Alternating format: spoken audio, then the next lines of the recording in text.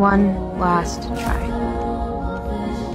I'm giving life one last try. In a very creepy twist, this is one of Brianna Guy's very last TikToks before she was murdered in a park on a sunny afternoon.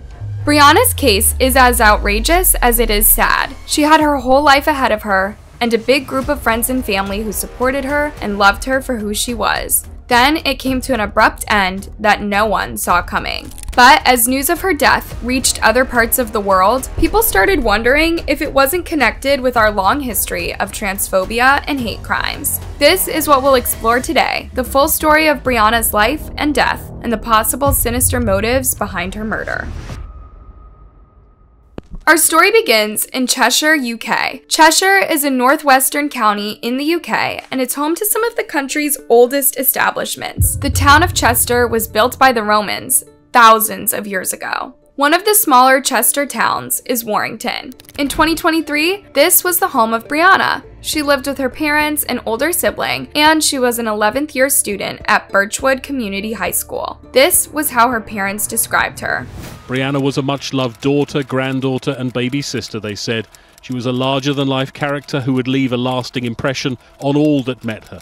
Brianna was beautiful, witty, and hilarious. Brianna was strong, fearless, and one of a kind. She was also a trans girl who loved her journey and who helped younger trans girls access safe and legal hormone replacement therapy. Her family had always been supportive of her, but sadly, not everyone at school felt the same way. Damian Harry, the father of a 15-year-old girl who is best friends with Brianna, commented, "She said she was devastated by the constant abuse and even talked of ending it all. It was down to her being trans. It's disgusting what happened. Let's be frank. She was bullied because of her sexuality." According to Brianna's friends, the bullying never really stopped, and their accounts get even darker. She had been bullied in school for years. The teachers obviously knew. She was bullied and gang for years for the simple reason of being trans. Her high school and Cheshire police refused to intervene. What's worse than being attacked for being who you are, feeling no support afterward? However, this didn't stop Brianna from being free, and her favorite outlet was TikTok. It was there that she had north of 30,000 followers, all of which supported her and enjoyed her dancing or lip-syncing videos. Many of Brianna's online friends were fellow trans girls from the UK, and they felt empowered by Brianna's courage. Amelia from Edinburgh, Scotland, told Vice World News that she spoke to Brianna every single day. "She made me feel unstoppable as a trans girl, and really pretty, because she would never let me put myself down. I met Brianna 3 years ago. We met through TikTok, and she was new to the app when she just started doing makeup videos," Amelia said. "She was posting about the fact she was trans, and I told her straight away I am too, because at that moment I didn't have any trans friends. We were just very similar, and we told each other everything. We even started hormones together. We were supposed to be meeting up later this year, and we'd been planning for months how we wanted to have a life together. We would plan our future apartment and how we'd go and get our hair done and have our surgeries, but now I'm having to think about doing all of that by myself." Chana, another one of Brianna's online friends, explained why social media was crucial to trans girls in small towns. "We're both trans women from small villages, so our support network is all internet-based, and people don't understand how big that network is. We all know and support each other." Brianna was one of the most open people I've ever met. She'd help younger trans women to safely and legally access hormones, advising them about private doctors and congratulating them on progress. Brianna, much like many of her trans friends, felt safer online than in real life or at school, where she faced bullying and zero support from the teachers. In early February 2023, Brianna shared a TikTok video saying she'd been excluded from school. On February 11th, her lifeless body was found in broad daylight in Colketh Park. It was around 3 p.m. on Saturday, February 11th, that someone frantically called the emergency services in Warrington. They were walking in the park when they saw a girl collapsed in the middle of a walking path. She was covered in blood and had been stabbed numerous times. By the time the paramedics arrived at the scene, it was too late. Brianna was pronounced dead at the scene. News of her death traveled fast. Any news travels fast in small towns, but the context of this murder made it a very hot topic. Brianna was a much-loved 16-year-old girl, and obviously her family are just devastated at her loss at this time. It's really understandable that people will be concerned by this. What I would say to people is please don't be afraid. We've got extra officers in the area. You'll see an increased police presence and we're working tirelessly to bring those responsible to justice. Immediately, Brianna's TikTok was flooded with tributes and comments from those who loved her and felt for her family. Indeed, lots of people were talking about the motive behind Brianna's murder. Although nothing was confirmed, most people assumed that this was a hate crime. The police actually released a comment on the topic. Detective Chief Inspector Adam Waller said, "I understand the concerns that this incident is likely to cause, and I am aware that there are rumors circulating online. However, I would urge people not to speculate. We are following numerous lines of inquiry to establish what led to the victim's death." However, there was enough evidence of her bullying. Several of Brianna's friends at school told the police she'd been bullied for years and even beaten for being trans. And one of her last TikToks was pretty heartbreaking to watch. One last try. I'm giving life one last try.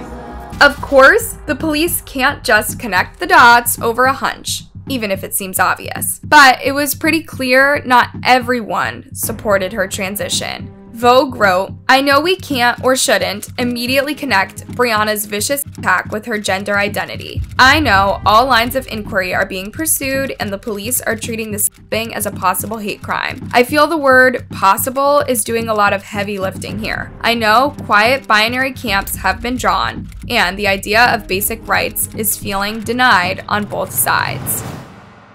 Within days, the Warrington police made an arrest, and it was almost as shocking as the news of Brianna's death. A boy and a girl, both 15 years old, were arrested and charged with Brianna's murder. It's truly shocking that a pair of 15-year-olds can target a fellow teenager in this way. But as it turns out, there is a rising problem around youth violence in the UK. Often it's a case of rivalry between members of youth gangs. But innocent bystanders can also fall victim to knife crime. Sadly, human life doesn't hold a lot of value for these people. In fact, you might even get respect from your gang for taking a life. More than likely only because somebody wanted to prove something to somebody else. That's the sad thing, is that a life has become a point system.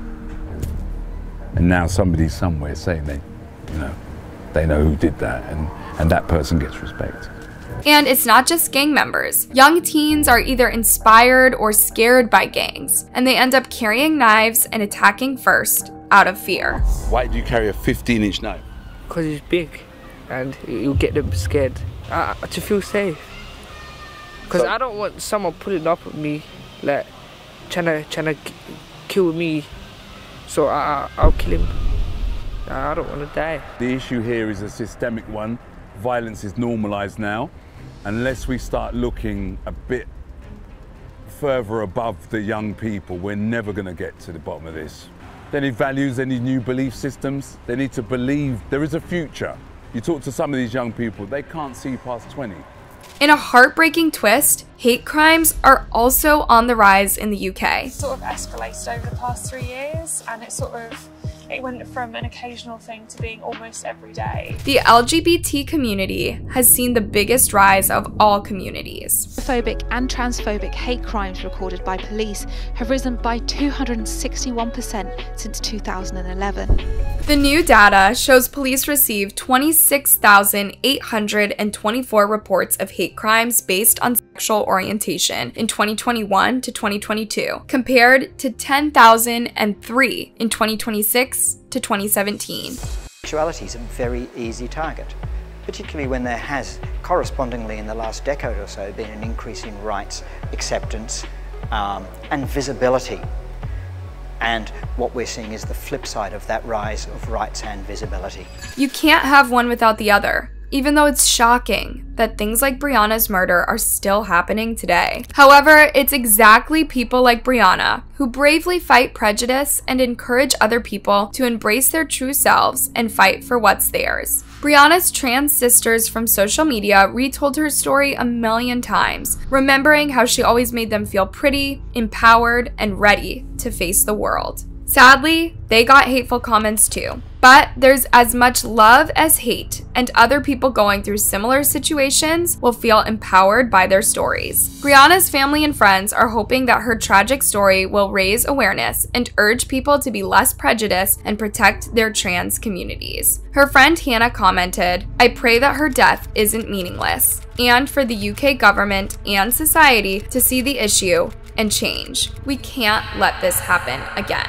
Another one of her friends, Jade, said she felt sick after reading the media coverage of Brianna's death. Some outlets used her dead name or presented her as a man, ignoring the police's report that this was a possible hate crime. "It's all made me feel less safe. I'm scared to leave my house now, and I'm scared I could just walk down the street and be killed. Cis people need to make us feel safer." Then there are stories such as AJ's, who is celebrating his graduation from his teaching degree when a man asked him for something. When AJ responded, "No, sorry, love," the man and his 3 friends beat him until he could hardly walk. After he posted pictures of himself online, the police finally got involved, but the case dragged on for over a year, and not all men were arrested. AJ said, "It's taken way too long," and the guys said that they didn't use homophobic language, so it's not really seen as a homophobic attack. That's the problem. Unless there's palpable evidence, many hate crimes aren't classified as hate crimes. Brianna's case is just the same. Her killers might be behind bars, but they're not truly punished for their hatred and prejudice.